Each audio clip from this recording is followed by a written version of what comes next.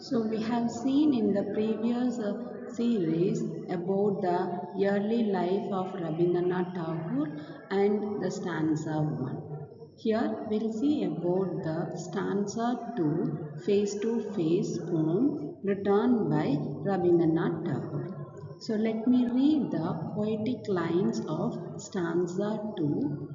Under the great sky, in solitude and silence, with humble heart, shall I stand before thee face to face? See, in this stanza too, we can find only the two lines, but these two lines made a great expression and feelings towards the God Almighty. So this great sky, can we find the great sky? Yes, we can see. Can we see the great God here? Yes, yes, and sometimes it is no, because when we believe God in a truly way, that is, we have a hope and a trust on the God, we will find that God is everywhere. The same kind of treatment is given in these two lines of this stanza. This two second stanza is talks about the realization of God and the presence where He present about the things in the God. So we think that God is decorated in the temples with lights, flowers, and the florence and the things whatever we have. So think about the poor people that they don't need to celebrate the God. They also had a type of discipline that whatever they have, which it means that when where they are very comfortable, they go with prayers. So here Tagore explains that God does not stay with those who only can offers light, flowers, or whatever the things they have. The God is everywhere. So the place where we are decorating, we will not find the God there, but we will find the peace in them. So the poet feels that if only the true wishes to meet God, it is face to face, not by the lights or offering the flowers to the God. So this is the second stanza. Let me move about the third stanza. So here in third stanza, let me read the poetic lines of this stanza. In this laborious world of thine, tremendous with toil and with struggle, among hurrying crowds, shall I stand before thee face to face. So here the Rabindranath Tagore says that he wants to stand in a line for meeting the God, for how long he can wait, or where he has to wait.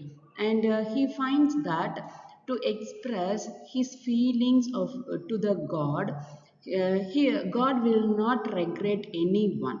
He loves everyone and he wants to help everyone. So he says that now he understands where God truly lives, and not in the climb and silent of temples, but among these things the people who face hardships bravely. Or the poet feels that ashamed that for so long he tried to find God in empty prayers and rituals, with offering and ignoring the presence of God in everyday life.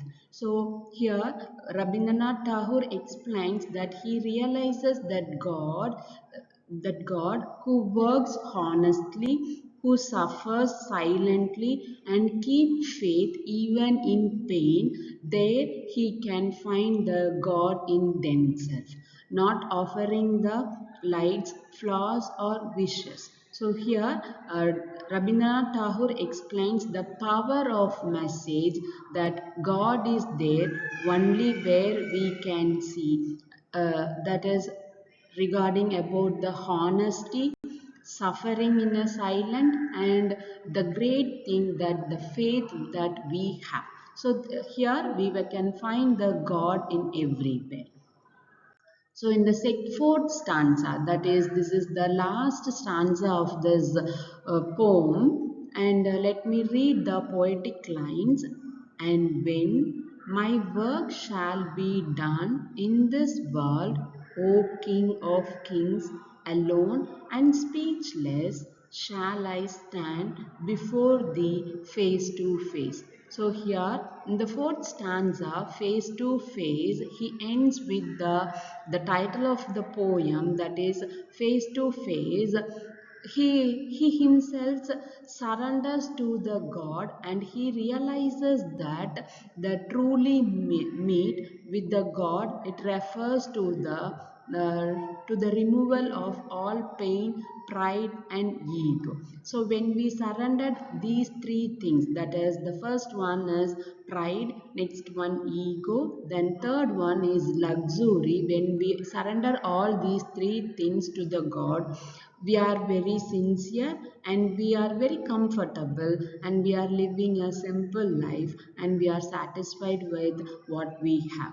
So the God says that, the poem says that the join of path of truth, humility and service, that will finally comes face to face with God. So when we occur all these things, definitely we will reach the God one day.